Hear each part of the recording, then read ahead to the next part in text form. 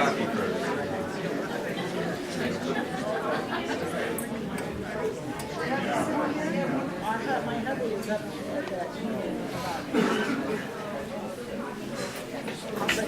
So maybe I'll just say a couple of words of introduction as we get our last sips of coffee and cookies. Mark Stoffer Hunter is going to sort of kick us off in terms of setting the stage for 150 years of ministry and history, because in a way, the history of First Lutheran Church is connected to the history of Cedar Rapids. In a way that perhaps we lose sight of, now at this time going forward, but the congregation in terms of where it was located made sense in relationship to Cedar Rapids of that day, and where it is today makes sense in terms of, but it is related to kind of the nature of kind of the civic history of Cedar Rapids, so I'm looking forward to hearing more about that. And thank you, Mark, for being here to kind of set the stage for us to kind of have an embrace of sort of the years and the generations of ministry and history that have been a part of this congregation. So why don't we offer a welcome to Mark Stoffer. And I'm going to just let you take it away. I don't know if your mic is on. You may want to. I think I'm. Oh, just push it up just a little bit. Okay, am I on now? Yeah. Not too loud? Yeah. Just right? Like the Three Little Bears, just right? Welcome. Let me know if you can or cannot hear me if the volume does change. I'm going to kind of stay over on this side. We've got screens on both sides, of course. I've intrigued you, I think, with a very interesting historic photograph to start. And I am absolutely thrilled. Again, my name is Mark Stoffer Hunter, historian on staff with the History Center, which in a few months will be First Lutheran's newest neighbor over here in the old Turner Funeral Home. We just started last week on the restoration and renovation of the 1897 home that was originally home to the Douglas family, George Douglas Jr. He had a brand new baby girl when that house was new in April 1997. Her name was Margaret. She grew up to be Mrs. Howard Hall here in Cedar Rapids. She spent the first years of her life down there in that old house. And then in 1906, they thought that big house was too tiny. They moved out to a big house in the country. Most of us know that as Brucemore now. And then the Sinclair family you've probably heard about. If you didn't know about the Douglases, they started Quaker Oats Company here in Cedar Rapids, among many factories and jobs. And then the Sinclairs came over here. They had been living out in the big house. Mrs. Caroline Sinclair was a widow with many children. She wanted to live closer to town. And not only did she move in there in 1906, she moved in with her son, Robert Suter Sinclair.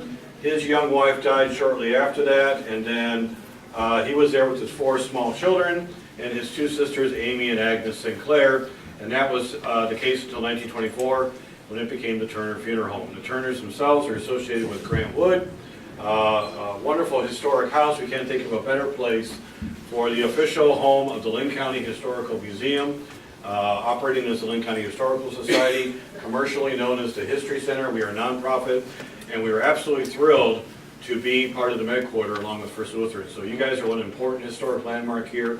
We will be too. We're looking forward to, and when I come to do more lunch programs, or I come to do more programs like this, I just have to walk right across the street. It's really going to be nice. So thrilled to be here. I can answer questions about the History Center at the end of the program as well, but I'm really here to tell you about First Lutheran history today. I'm absolutely thrilled to be a part of the 150th year. What a milestone. August is going to be a great month for this church. The official 150th marking point at the very start of the history of First Lutheran Church in Cedar Rapids.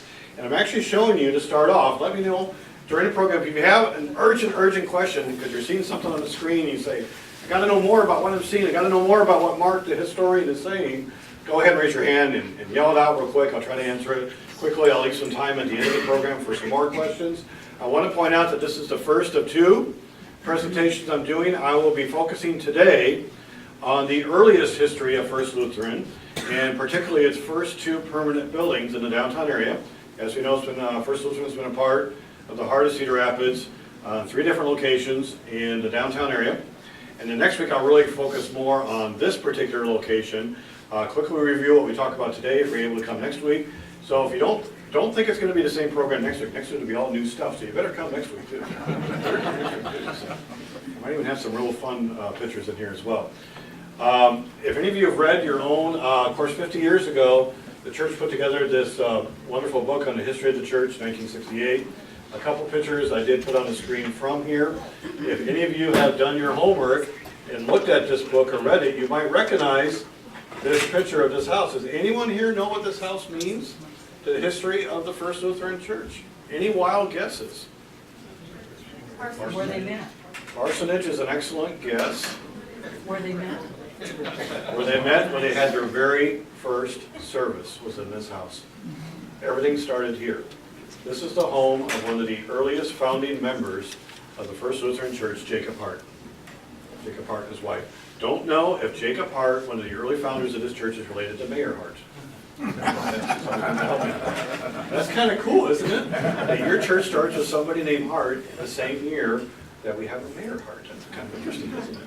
This house stood, the Lutheran, when they tried to form a Lutheran church, and this was after the Civil War in Cedar Rapids, there had already been several churches established in Cedar Rapids. But Lutheran was not the earliest congregation formed in the community. By 1868, Cedar Rapids had been around for only 30 years. And that means 30 years from the day when you had one lone settler sitting down by the river. It was Osgood Shepherd, not the van by the river, but down by the river. A log cabin down by the river, and that was Osgood Shepherd. And he came here about 1837, plunked a log cabin where the Tree of Five Seasons is today. That's the starting point for Cedar Rapids, right there. First Avenue meets First Street. Kind of makes sense, doesn't it? So because of that, across the river we had a town called Kingston, not part of Cedar Rapids. In fact, the west side of the river, when First Lutheran started in 1868, Cedar Rapids was still only on the east side of the river. We had a competing town on the west side called Kingston. And Kingston didn't necessarily like Cedar Rapids too much in the early days. Cedar Rapids didn't always get along with Kingston on the west side. I'll point out a couple reasons and results of that animosity going on in one of my next pictures coming up here. But because Osgood Shepherd was kind of a nefarious character, he wasn't really, let's just say he wasn't a church-going character. And he kind of liked, he was in for a fast buck in the sense that he was a squatter, what they used to call land squatters. Keep in mind that all this was Native American Indian territory until 1835. The U.S. government opened up the land that we're sitting on at that time for settlement for people to come in. And then whoever got here first could lay a claim to the land. So Osgood Shepherd literally had a land claim on all the property that is now known as downtown Cedar Rapids. Not this far out, not out by 10th Street. The original town of Cedar Rapids was platted out only to where 8th Street is, one block over. That's all farther east it went. It went up to Cedar Lake from First Avenue, and only went as far south as about 6th Avenue, and that's it. That's the original town of Cedar Rapids when Osgood Shepherd owned his stake of land. He was just waiting for somebody to give him more money so he could move on, and he had no interest in developing the city. The two men that did have an interest in developing the city were George Green, that Green Square is named after in downtown Cedar Rapids. Another name you may not be quite as familiar with, but very important, is a man and his family named Nicholas Brown. So just think of those two colors, green and brown, and you'll cover most of the early Cedar Rapids history. George Green was an amazing man who was very much the businessman. He came in here as a land surveyor when he was 21 years old, and he was born actually just over 200 years ago in 1817, and he was the one that stood on the top of the hill where the Scottish Rite Temple is now, on his horse, sat on his horse, looked down towards the valley and said, we're going to build a major metropolitan city here. And in 1839, he had the vision of the Cedar Rapids of 2018 already. He already knew what he wanted. And he kind of laid that out. And he said, we're going to develop business, we're going to get churches started, we're going to get schools and educational institutions started, all the things that are keys to successful communities, which he had witnessed in the eastern part of the United States before 1837. So he knew the recipe for a really good community. So churches played a huge role in that, absolutely. So how did he come up with the name Cedar Rapids? How did he come up with the name Cedar Rapids? Cedar Rapids was the third try for the name of this town. The first name for this town that was suggested was Columbus. There's a lot of Columbuses around the United States. And they thought, well, that's kind of ordinary, let's go with something different. They went with Rapid City next. And there are other Rapid Cities out there. And they went with Rapid City because they were thinking about the water in the river. And there's a natural series of rocks and small hills in the riverbed that create these rapids. Right where Osgood Shepherd's cabin was, that's also why he put his cabin there, because that was a good place for early milling prospects. And so they liked the name Rapids because of the rapidly flowing water, which could create a natural power source for early mills. And the river had already been named. When the first pioneers came here and the government surveys were done, they gave the river the name the Red Cedar River because of the red cedar trees that were around the area at the time. And so they took the name of the river, the rapids in the water, and thus we have Cedar Rapids, and they thought, well, no one else is named Cedar Rapids. How many other Cedar Rapids do you think there are in the United States besides here? One. Yeah, and you said it. It's in Nebraska. Not a big town, not a big town, just a few hundred people if I remember right. Got on my bucket list, I gotta get out to Cedar Rapids, Nebraska. I mostly need to see if they got some of the mail that we were supposed to get. Like some of our historic photographs and things like that. Got any of our stuff over here, you know, it's like that. So yeah, Cedar Rapids, that's how they kind of got established at that point. And then they, George Green was the one who laid out the city streets. So he's the one, because he was a land surveyor working on a Davenport in 1837, he's the one that he knew all about. That was a great job for him to earn money. They needed good educated people that could do land surveying when people first came here. So he's the one that you can either praise or blame for the grid system of downtown streets. He's the one that said all the what should be north-south streets should line up with the river and not true north and south. But his purpose for that was, one, he didn't know automobiles were coming. Two, he wanted the roads to line up with the river because he knew the city's job base would start down by the river with the mills on the rapids, right by First Street and First Avenue. And he wanted to have an orderly system of streets. What he did do that was really unique was that the avenues, like First, Second, Third Avenue out here, he made those especially wide, especially Third Avenue. He wanted Third Avenue to be a 100-foot wide street. Did you notice that Third Avenue is much wider than Second Avenue over here? Because Third Avenue, they envisioned someday there would be a bridge across the river going over the middle of Mays Island. It might take 30 years, but they'll do it. And First Avenue, he knew there would be a bridge first, and he made First Avenue 120 feet wide. To this day in 2018, it's still 120 feet wide. We've never had to widen it. It's pretty amazing when you think about it. He also made 20-foot wide alleys in our downtown, which is a lot better than what Marion did. Marion has like 10-foot alleys. You can't drive a car in downtown Marion on an alley. Yes? I live only a few blocks away. Yeah. And my question to you is, the 1500 block in Wellington Heights is much longer than an actual block. Yes. I'm wondering what the reason for that was. We're talking about, I'm going to show you the map. They came up with this concept after the original town went to 8th Street. You notice that we have regular city blocks from the river to 8th Street on 3rd Avenue. And First Lutheran sits on what they call a double outlot, 10th to 12th. Did you notice there's no 11th Street? The next block over, did you notice there's no 9th Street? It goes from 8th to 10th. And then the next block down, it goes from 12th to 14th. There never was a 13th Street until, some of you might remember when they put in that little stretch of 13th to connect across from Westminster Church. That wasn't there originally. So the idea was that those were meant to be exclusive lots for people to build large homes and large estates out there. And one of those was, for instance, a large estate that was so big it provided enough of a footprint for them to build St. Paul's Methodist farther down the street. That only replaced one house down here. So they originally thought outlots would be a good idea just beyond the city center, but then it turned out to be not as successful as initially planned.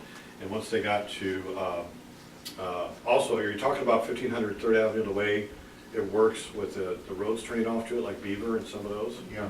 Yeah, that's an argument between the Beavers and the Higleys.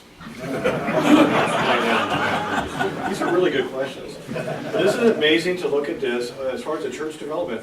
First Lutheran did something really unique of all the early churches. The first church congregation that established in Cedar Rapids in 1844 were the Methodists. So St. Paul's gets the distinction of being the oldest organized church in Cedar Rapids. And it was many of the Protestant churches that really got established first. We don't see a Catholic church.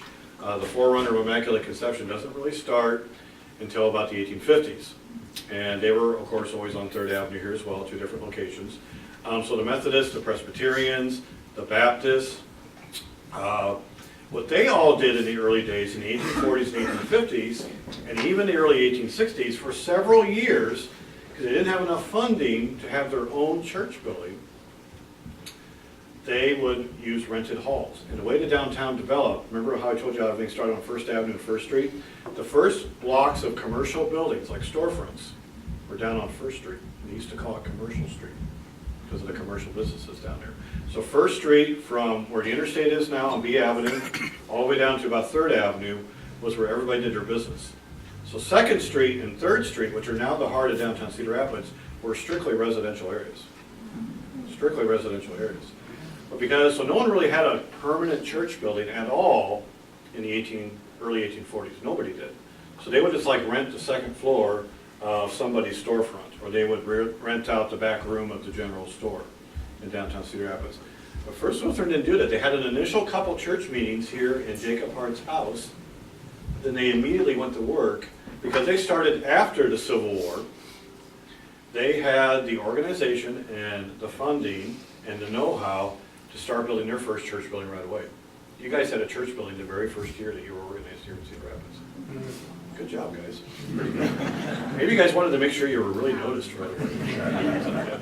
Oh, there's other churches up in that 2nd floor of that building.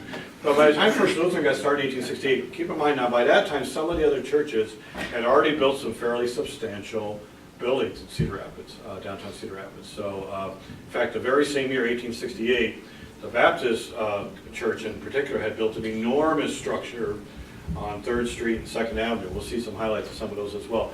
Everything started right here. If you want to know where this house was, it was in the heart of what was soon to become the Bohemian section of Cedar Rapids, the early Czech neighborhood. So not down where New Bohemia is.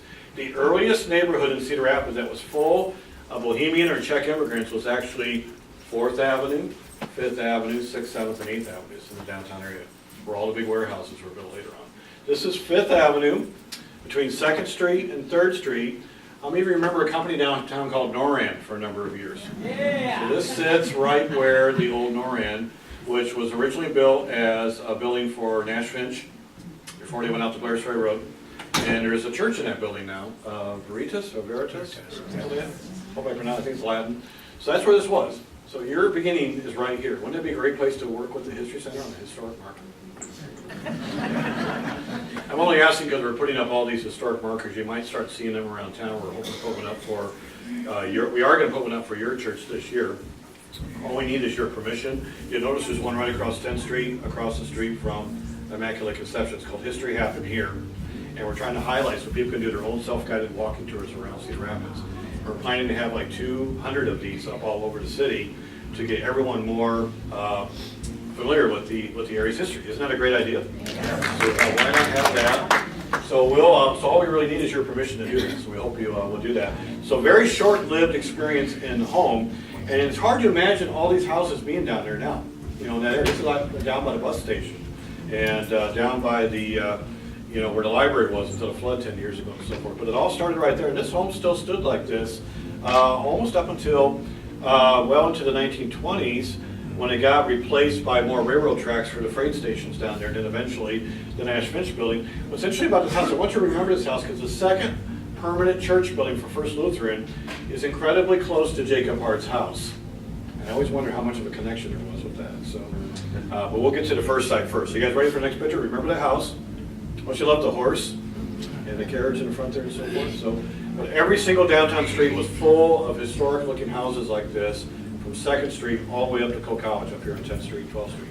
And 98%, almost 99% of all downtown housing has been destroyed or moved. All of it, it's almost all gone. What you see left is the few little things that are scattered around here in the medical district. First pastor, Reverend Cephas Baird, 1867, 1870. So he would have been there in the first services in the Hart Home on 5th Avenue Southeast, and also in establishing the first permanent church building for First Lutheran. Look at the earliest city directory I could find with a listing for the Evangelical Lutheran. And almost immediately the terms English and Evangelical were applied to the First Lutheran Church. So it wasn't just First and Lutheran, Evangelical and English. And right here it has, you can see, whoops, got the pointer right here. I circled here, this is from an 1869 Cedar Rapids and Kingston directory. We have the list of the church directory for Cedar Rapids, Baptist, Episcopal, Catholic, Methodist Episcopal, and Presbyterian, and there's your church, northeast corner of Adams and Market. Adams Street is now known as 3rd Street. After Commercial Street, all the streets starting with 2nd Street until 1884 were all named after the presidents. So 2nd Street was Washington, 3rd was Adams. 12th Street out here was President Polk. In the 1880s, they changed the names to numbers because we ran out of president names. The city was growing too quickly. So we were laid out with street names, and all the avenues had formal names as well. So Market was an early name for 3rd Avenue, and 3rd Avenue had a couple different names before they finally settled on 3rd Avenue. And you can see right here, your early services were, I love this, 10:30 a.m. and 7:30 p.m. are your church services. So we definitely speak differently now than we did 150 years ago. Early Cedar Rapids, can everyone see this okay? This is Cedar Rapids drawn in 1868, the very year that First Lutheran started. This is all the bigger Cedar Rapids was when this church started in 1868. And just to get you oriented here a little bit, this is Cedar Rapids at the top of the picture. Here's Mays Island, First Avenue Bridge. The town of Kingston is down here. Look at Kingston. Kingston was such an independent community in the early days.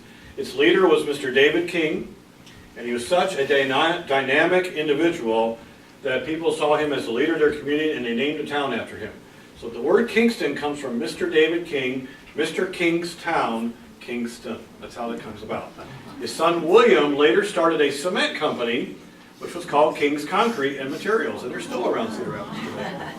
So just so you know, Kingston never started where Kingston Stadium is, or the Kingston Hill Care Center on the Avenue Northwest.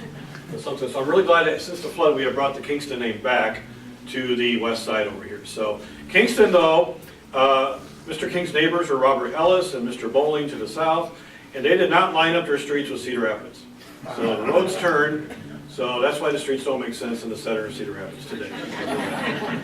Well, look what's going on already. By 1868, when First Lutheran gets started here in Cedar Rapids, many of the older churches that got going in the 1840s and 1850s have put up their permanent buildings. And George Green really encourages, as a community leader, to get the jobs going. You can see here's the early mills. All these tall buildings down here are the Anchor Mills, the Cooper Mills, the Brown Mills, all along the river here. Here's all the downtown buildings here on Commercial Street or First Street here. And they thought in the early days that 3rd Street, even before the railroad came to town, you can see the railroad track coming right through where it does today. There's Green Square Park. They thought 3rd Street would be a great place for people to build their churches because it was halfway between the river and the end of town. And First Lutheran was a part of that movement. They first created what I'm going to hear called quite a bit today and next week, what we call church rows. You ever heard the term church row before? A modern day church row would be C Avenue Northeast. You see a lot of churches all kind of lined up along out that way and so forth. The idea was that they wanted to have people build churches on every corner of the same side of the street. So as a community, one of the concepts was that as a community social effort, no matter what your religious faith was, everybody could come down to the same part of the city and get to know your neighbors. When you come to Sunday services, you know. So First Lutheran would be right across the street from Second Presbyterian, and First Baptist would be right across the street from First Presbyterian. Or maybe they were just checking to see who went to church every Sunday. But by this time, the biggest church in the picture is this one here. That is the First Presbyterian Church, the one that's still there today. And you can see why when they first built that, they complained they were too far out of town. They did. They really complained. So who's going to go to church all the way out here to Fifth Street? First Presbyterian had just abandoned their old site down here where the old Whitworth Senior Center is. They were located there for many, many years. And they had just left that site right there. This is the Baptist Church, old First Presbyterian, old Second Presbyterian, which was renamed Westminster later on. They were down on 3rd Street. And on this corner of 3rd Avenue and 3rd Street appeared the first home of the First Lutheran Church. We're going to zoom in a little bit closer. Here's Green Square. Does everyone see it there? First Presbyterian, nothing next to it. This structure is the original Washington School building where the public library is now. Train track going through downtown. They're still frustrating us after all these years. The railroad is 10 years older than the church. And then down here we have that little building right there. Do you see it? There's First Lutheran, already on the map in 1868. So they built this church pretty quickly. You guys got your church built very, very quickly. Even closer, I've circled it. Do you see it? There it is. These are called bird's eye views, and you see the original names of the streets on here. So Where Fourth is Avenue this is called. located again? What's that? Where was this at again? 3rd Avenue and 3rd Street. In just a moment, I'm going to show you what's there today. Get you oriented. So it will be 3rd Avenue and 3rd Street today. You see the old names of the streets, Sugar and Green, and some of the streets here and so forth. So here's what it looked like. Your first church edifice. That is not a flying saucer. That is a light bulb fixture. This is a little bit later. This is after. This is no longer the First Lutheran Church. The church had moved out by this point. This was built brand new in 1868. We think this is why it appeared so quickly. My understanding is it only took a couple months to build this. It's an early wood frame church. Apparently, First Lutheran congregation felt instead of investing in a large brick and stone building like the other churches were able to do already by 1868, best to get something up, get a place of worship established, have a place to call home, and then they can build something bigger and larger a little bit later on. It really was kind of a sound process, and they could fill another corner on 3rd Street. And so it's a very modest structure, but you can see, notice how the basement's high enough, they could use a room downstairs as well. So they had kind of a multi-story, not handicap accessible, of course. But you know, I have to admire that in a short amount. I mean, think about this, the church just gets organized in August of 1868, and by Christmas you've got a new home. All right, that's pretty cool. That's really cool. And they went to the effort to create some really nice little details like Gothic windows and a beautiful door. It's a really nice little rounded window for the attic up here and so forth. By the time this picture was taken, First Lutheran had moved to their second location on 2nd Street, Southeast. We're going to go to that in just a moment or two. And when this picture was taken, this church building had been turned into a laundry. A public laundry where people bring all their dirty clothes in here and wash them.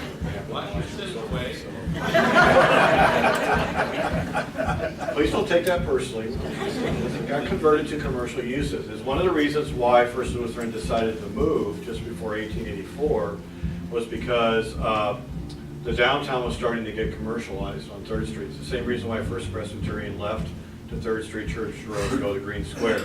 Westminster eventually came out here, of course, for the same reason. And so did First Baptist. First Baptist was only down on 3rd Street. They were on the corner where now there's the old Merchants National Bank, U.S. Bank parking ramp, a kind of modern looking thing. That's where First Baptist was. They moved out of there in 1897, and they put up a new church down here where Phelan's Interiors are. And their second church burned in a terrible fire. Then they had to build another First Baptist over here, pretty close to Zio Giano's up here about a block away. That was the Sanctuary Antique Store there for a long time, or an antique shop there for a long time. So this was, and they started building these little commercial buildings right behind it. This used to be the backyard of the church. Notice how narrow and thin the front of the building is.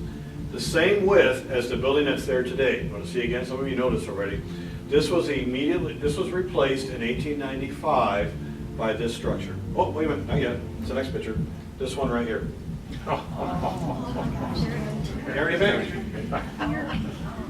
Exact same spot. So the width of the First Lutheran Church was the same width as the front of the original part of the Garrity Bank building. It's all the wider your church was.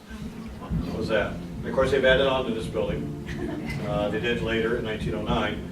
But the reason why Garrity Bank was originally, it was called Cedar Rapids Savings Bank when it was first built. The reason why it was so skinny was because they could only buy the First Lutheran lot. And I can't recall whether, I'll have to double check on whether the church owned the lot at that time still. But this was built only about 10 years after the church had moved out of this site right here. What I had here in the previous picture was, this is what we call at the History Center, we have these, our footprint maps. These are incredibly useful to us for historic research. What they did for insurance purposes and fire department purposes, they created these fire insurance maps. And what they did is that they drew out an exact to scale drawings of everything that ever stood in Cedar Rapids history. So what we're seeing here is the part of downtown Cedar Rapids. You can recognize the train tracks. Now we know how many train tracks are here, 4 sets of tracks. This is 1892. And look what's here in the corner. See how, before it was a laundry, the First Lutheran Church building was also briefly used as a Salvation Army Hall. You see that? That's the old church right there in the corner. Do you see it? That's it. Look how small the church was. And look how it's now connected to all these little storefronts here. Like an office, a store here.